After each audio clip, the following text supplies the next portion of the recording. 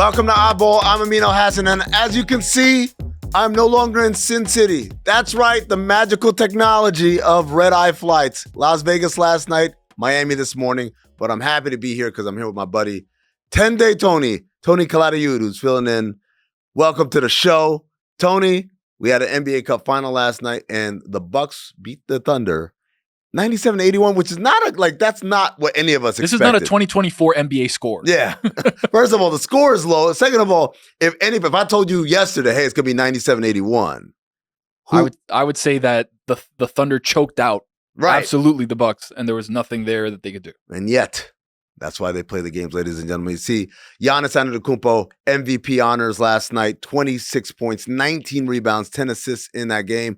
And, oh, look, there he is. He's all happy with his trophies. That's cute. All right, and I don't know if you know this, Tony, but Darvin Ham, assistant coach with the Bucks, Taurean Prince, both of these guys are now 14-0 all-time in NBA Cup play. They are the definitive GOATs of NBA Cup. Oh, there's a picture of them right there. Wow. There's legends. Darvin on the right, and there's Taurean Prince on the left. 14-0. So I want to ask you first, Tony, what were your takeaways from the game? Because one of the things that really stood out to me was, all right, the Bucks defense that we've kind of killed all year long, they kind of defended the hell out of the Thunder, who are one of the best teams in the league. And Giannis was able to kind of get whatever he wanted, right? Like, he talks about playing behind the wall. Teams set up a wall to try to get him to stop going into paint. And it felt like every time he touched the ball, he was spin moving on the baseline, either dunking it, getting an and one. Like, he was living in the paint last night. It's crazy. Like, everyone talks about on their scouting report, don't let Giannis get in transition. We got to, build that wall, stop those easy transition buckets. And I'm watching last night, and there are like plays where all 10 players are on this side of the half. We're in like a half-court set already. Yeah, and Giannis is like, nah, this is still a transition. And he gets to the bucket. And, the Thunders tried so many different things. They tried putting Lou Dort on him, Alex Caruso, Isaiah Hartenstein. Like, everyone kind of took turns. And all of them I know today are like with ice packs all over him because this dude, Giannis, is physical. He's bumping and grinding the whole time. And the thing it reminded me of, I remember way back in the day, I used to work with Mark West, the longtime NBA vet. And I asked him, what was the hardest thing about guarding Hakeem Olajuwon? The dream. And I thought he was going to say like the quickness or something like that. It's like, no, man, what it was he's strong. No one realized how strong he was. And the first thing he would do when he caught is he'd hit you. And that hit would kind of like momentarily paralyze you as you cinch up. And now when he starts going into the stuff, you're still trying to recover and get your feeling back. And he's this way now, you're this way now, he's coming back that way. And that's what makes it so hard. That's why he said Joe Klein was the guy that guarded him the best because Joe Klein was strong too. Right, so just take that hit and keep keep going. going. Take that hit and I was like, okay. I'm here. And then Hakeem does the stuff and Joe Klein was so slow, he wasn't reacting anyway. So he would get to the third move. And he's back where Joe Klein was originally. So there's a lot of that going on watching Giannis. But I think the Bucks defense really deserves a whole lot of credit because this is something, like I said, we killed them all year long. They had a really great strategy. They had Andre Jackson Jr. Guard SGA full court, kind of pick him up. And to me, there's signs of life there that I think we hadn't considered before the NBA Cup started. It feels like they're all the way back, right? Like from their start to where they are now, you can qualify this and be like, I don't know if they're playing if they can play better basketball than what they're playing right now. I don't know if we can say this. Is it time enough? Has enough time passed where we can say this was a vintage Giannis performance? This was a vintage Giannis performance, like for sure. It was like correct me if I'm wrong. He didn't take a three. Yes, he took a couple of mid-range shots that he made, a couple that he missed, but like everything was focused. I'm going to the hoop and I'm going to make them pay. Now let me ask you something else. So the Thunder shot very poorly from three, terribly, and particularly on ones that they were uncontested. Would they shoot 2 of 22 on uncontested shots? Is there anything there that you saw in the Thunder that gives you kind of like structurally, like, are we getting a little ahead of ourselves when we say this is the best team in the NBA? I mean, I feel like they're the best team right now just on paper, right? But their build, I wanted to ask you, as far as team building, their build is a little weird, right? Yeah. Where they're not built to play teams like this, that have the strength, that have the size inside, because you got Hartenstein, right? Who's been incredible when he's in the lineup with the Thunder. I think if they have a true center that plays, I think I heard or saw something on Twitter where they're 17-2 when they have a true center that plays either Hartenstein or Chet Holmgren. but that's kind of their only big. So they don't have anybody else. So this is the issue. By the way, this game was only the third time all season that they trailed by 14 or more, which is insane, right? Like they're basically in every game or beating the hell out of their opponent. But to your question, when they started the season, on paper, what they had was Chet Holmgren, Isaiah Hartenstein, and the other Jalen Williams, who got injured in preseason with a hamstring, has not played a game. So like they might have said, hey, those three guys, those are our true bigs. Are enough. And then Lou Dort is a guy who's kind of plays bigger than he is. He's like the Josh Hart or whatever. Alex Caruso is a guy who plays bigger than he is. Everywhere defensively too. Jalen Williams, the other Jalen Williams, the wing Jalen Williams, SGA. These are also guys that are, they're perimeter players, but they're tall. They get boards and all that stuff. So I think they went in thinking, yeah, I think we got enough. And then two of your three bigs get hurt and remember, Hartenstein started the season hurt as well. Right. So they've only had kind of like one big this entire season. So I think that definitely is an issue, but at the same time, they are one of the worst teams in the NBA at defensive rebounding. And my preview for the game on Monday was, look, I'm worried about their ability with size against the Bucks, who are big, with Giannis, with Brook Lopez, with Bobby Portis coming off the bench, and sure enough, that's what happened. Now, I got a theory. A lot of people follow this theory, which is you gotta go through your lumps before you can kind of get to the promised land.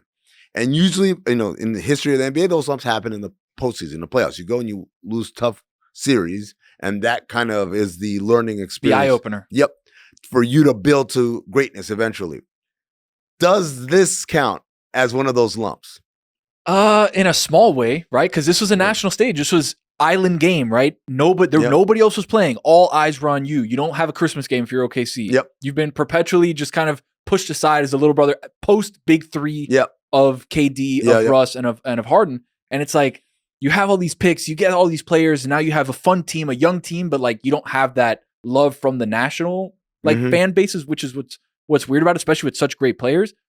The lump, I feel like, was last year too, when they lost to the Mavericks and got just destroyed by the Mavericks inside. Also with size. Also with size. Yeah. So it's like you start looking at the blueprint and you're like, this feels like it was, they wanted to come out, they wanted to win the NBA Cup for whatever, whether it be money, which we can talk about later, whether it's pride, whether it's money, whatever.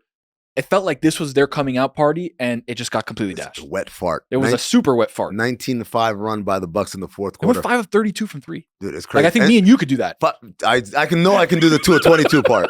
I could definitely make 2 with 22 attempts. All right, let's move on to this really weird factual error that happened from ESPN.com after the game. So here's Giannis after the game talking to Malika Andrews about the job not being done. That's who we are. That's who we're going to continue to be.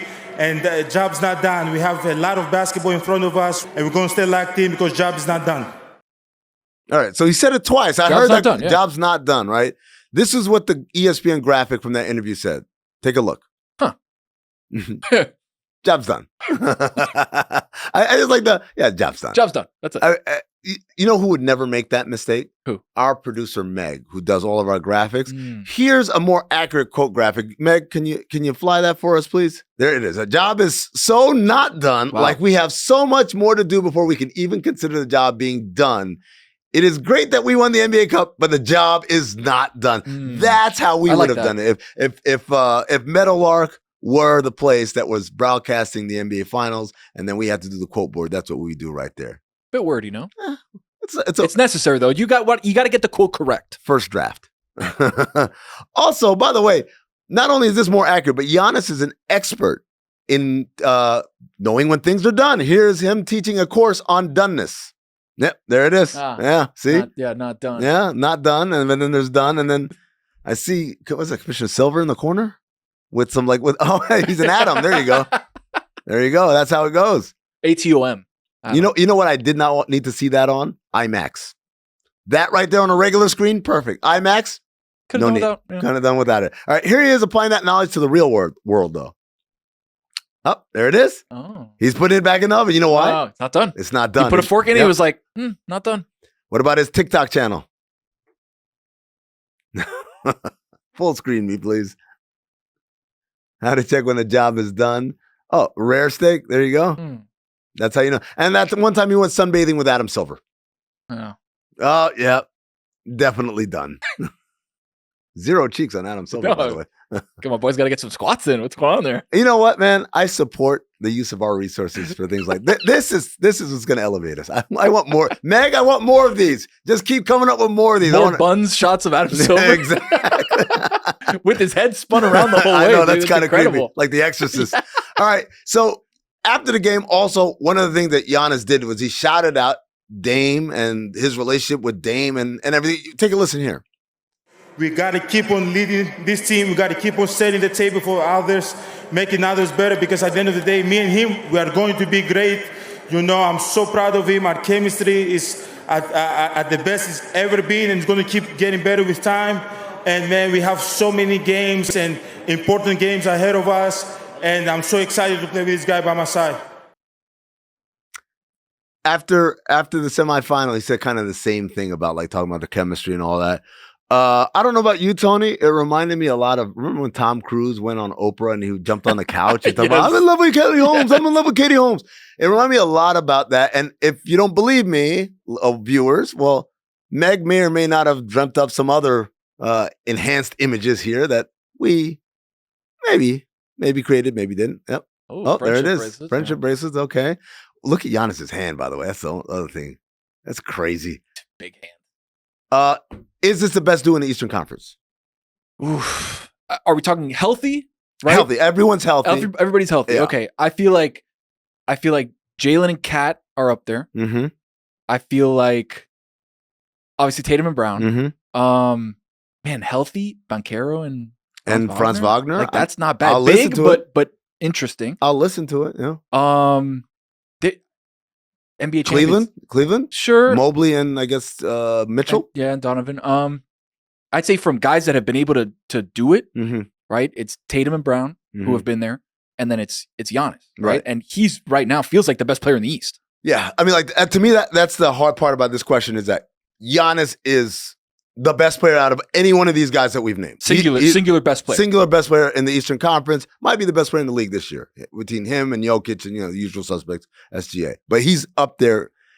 But then Dame, who I love, but I would put behind almost every player that we've named. I put him behind Jaylen Brown at this point. I put him behind Banchero. I put him behind Brunson and Kat. And part of that is because he's still in a weird situation, whatever. But that's the thing. Is like, are we talking about the average of these two guys, or what are we talking about when we say who's the best duo? That's the thing that makes these questions kind of hard. Is it too like how they play with each other? Yeah, right. Because they're trying to figure out, and it's been what game are we in? Like 25 or something? Yeah. Like they're still trying to figure out. Oh, you're going to do this on the court, so I'm going to do that, right? Like, and it feels like a lot of those other duos kind of have their sync, whereby Dame and Giannis are still trying to get there. They're getting there. They're getting there. I think that's important. It just took them 25 games to figure it out. Plus whatever happened last year. Yeah. I was talking about 2024. All right. So this marks the end of the second iteration of the NBA Cup. There's a lot of questions in the air, right? One of them is, are they going to play this in Vegas next year? There's a lot of people. I know Marcus Thompson wrote about this for The Athletic. Like, that's not set in stone, not even close. That is certainly an open conversation as to where they're going to play next year. Well, you were there. How was it? Because from the TV, from me watching, it felt just like a waiting room. Just people were just kind of sitting there. I didn't hear any cheers. Like, it just felt very antiseptic, the whole thing. I think here's the thing. It was antiseptic. So the semifinals, when the Hawks played, it had energy in the crowd because dirty little secret, though, right? Yes, the Falcons were playing the Raiders in Las Vegas on Monday Night Football. So you had a bunch of Atlanta people who were already in town. We're like, oh, the Hawks are playing. Yeah. Well, I think a lot of them were just planning on going to the Falcons game, but then they realized, well, hell, the Hawks are in town. Let's go to that game too. And so you heard that energy in the crowd on Saturday night. Tuesday, it was, two teams that really don't have a great geographical kind of connection to the area. So then the next part of that is, who was in the crowd? It's not fans. It's a lot of corporate people. It reminds me a lot of the All-Star game. These are people who have connections. These are people who have money. These are people who are just here for the spectacle. They're not like going crazy for either one of these teams for the most part. So you got that kind of weird, polite crowd. And so I don't know. One of the things I'm thinking about is, should we be playing 2 rounds in Vegas versus the championship. I think a semi at a home court of the team the buzz would be insane, right? Imagine that Houston Rockets versus Oklahoma City Thunder game in OKC. All of a sudden, the place is a madhouse, right? Yep. In a way that when you're in Vegas, it's like, it's okay. Yeah. But having those semis at home, and then maybe a rotational championship game where it could be, in the Garden, or it could be here, or it could be there. Right. People can travel to it with enough time given. Yeah, I think it just felt like really quick, right? Someone mentioned that, like the idea of let's put the final like in January. Let's like everything leading up to like we know the 2 final teams, and then give it like a month just so that fans have an opportunity to make travel plans and all that.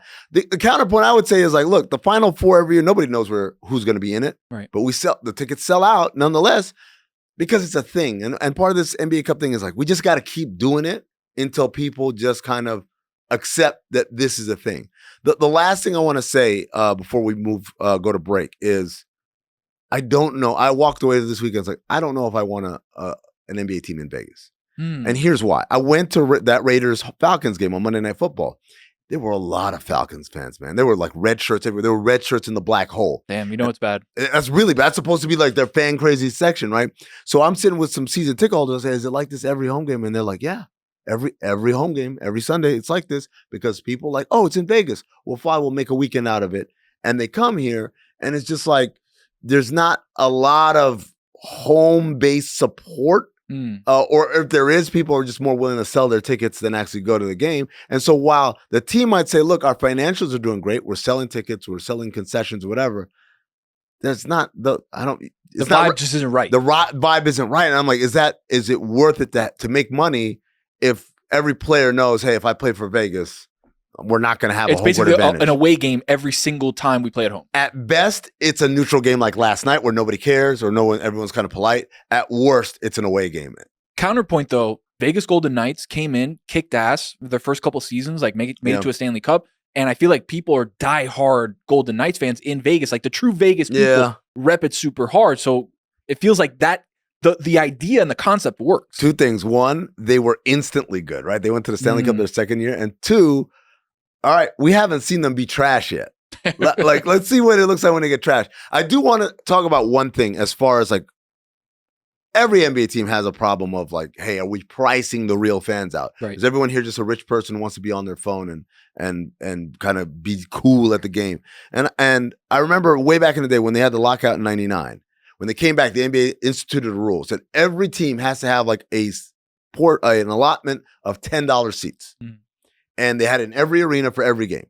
And it wasn't big and it wasn't great seats, but it was something. They were doing it to try to apologize to fans for the work stoppage. But I'm proposing we bring it back to kind of bring some energy in the building. Like give them like, hey, the $10 seats comes with like $1 hot dog and soda, $1 like a voucher. And so it's affordable for a family. It's affordable for people with less means. But then we're subsidizing them and their night out. But then they subsidize us with the energy that the rich folk don't bring. Right.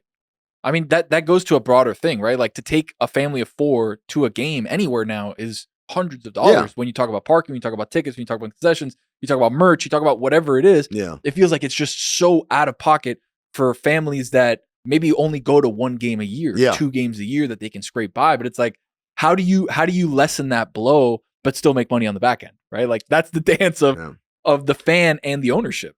I think it's definitely a conversation that's worth having. All right. I came back from Vegas, but I did not lose my gambling ways. We're going to play Pop a Slot next.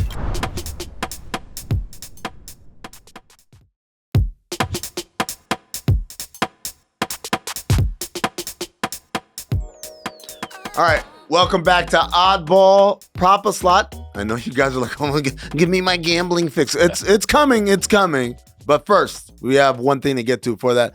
It's that time of year, Tony. You hear it, right? You hear the machine. The trade machine is active. We got Dennis Schroeder's already been traded. We've got Thomas Bryant got traded from the Heat to the Pacers. We've got Jimmy Butler rumors flying around. And the latest thing we have is the Nuggets are reportedly targeting Zach LaVine of the Chicago Bulls. Now, the deal would likely have to include Michael Porter Jr., first blush, what do you think of that fit, Zach LaVine with the Nuggets? I don't hate it. It's another guy who can create his own shot. Murray's been struggling this year in doing that. It just feels like subtraction by addition, right? Where in the sense of like the way Jokic plays, you need good perimeter shooters, and MPJ is one of their better perimeter shooters. You're getting rid of him to then bring in another perimeter shooter when instead of reducing your shooters, you need more shooters. So it's like swapping one for one, just not as good. So I think the concerns I have are, one is I get it because MPJ is kind of inconsistent and he's on the books for a while. And Zach LaVine, a couple of years ago, everyone's like, who wants that contract? Well, now it's getting shorter and shorter. So it looks better and better. It looks better and better. You give him a chance to come in here and like you said, he creates his own shot, which we know has been an issue for Denver. Nuggets #1 offense all time in the NBA history when Jokic plays. When he doesn't play, bottom 10 offense in the history of the NBA. So it's crazy. Not when he plays, excuse me, when he's on the floor. Right? Like him sitting out. So there's a level there where it's like we need someone else who can do this. But at the end of the day, I feel kind of like this is rearranging deck chairs on the Titanic. Like, okay, now you're sitting up front. It doesn't matter. The ship is going down, so to speak. And the other thing I wonder about is like look, both of these guys have their issues. They're both talented offensive players, and they both defensively leave a lot to be desired.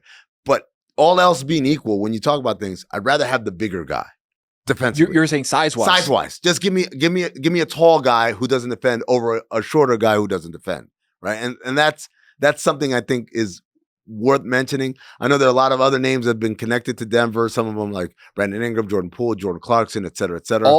Look at all what they are. Shooters, scorers. Yep. Cam Johnson's another one for the Brooklyn Nets. It feels like everybody wants Cam Johnson. Dorian Finney-Smith is a guy that I'm like, if I'm one of these teams, I'm looking for help. He's one of the guys. All right, let's play Propheside, all right? Propheside is presented by DraftKings. Stay tuned because you'll hear more about DraftKings and all it has to offer throughout the show. DraftKings, the crown is yours. Oh, yeah. All right. You know the rules. The slot machine will generate a real DraftKings prop bet from tomorrow night's games. If we get to the third spin, we have to take that one. So basically, spin first, prop comes up. Do we want it? Yes or no? If it's no, then we go to the next one. Gotcha. If we get to the third one, that's our bet. All right, here we go. First spin. Let's go. Very high tech here, Tony. Oh, I love we put a lot of production value into this. Millions of dollars. We land on Karl Anthony Towns going over on the points. The points are 24.5 points. That's plus 100. This is his first game back in Minnesota. Yeah. I like this, actually. I like this because that revenge factor of I know you traded me away, but I'm going to show you now. I got the team that's got my back now. The New York Knicks. We're playing well on offense. Like I don't hate it. Also, remember, because Rudy Gobert typically has problems with guys who space out. Stretch, right? Julius Randle typically has problems playing defense. So like just in general. Yeah, just in general. So there's a lot there. Now the counterpoint is like I don't know if he's going to be too emotional. Ooh, right? Gotcha. And also Minnesota has played a lot better defense since Anthony Edwards called them out earlier. So how do we feel? Do we want to stick with this one or do we spin again? I'm always a sucker for a spin again, though. You know what? Spin it again. Let's see. Also, Karl Anthony Towns gets in foul trouble all the time, man. Right? He does, but 25 points, and he's averaging 25. Like he can have one of those games. All right, here we go. We got Steph Curry under on assists. That's under 5.5 assists, minus 135. So the Warriors are visiting Memphis on Thursday night. Kerr said that the Warriors traded for Dennis Schroeder specifically to run more pick and rolls. They had the lowest pick and roll rate in the league, but historically, Kerr does not like to run a lot of pick and rolls. Steph will be finishing plays rather than initiating offense. Is 5.5 assists too low? How do you feel on the under? Just looking at what the odds are is minus 135. It's like Vegas is expecting him to go under 5.5.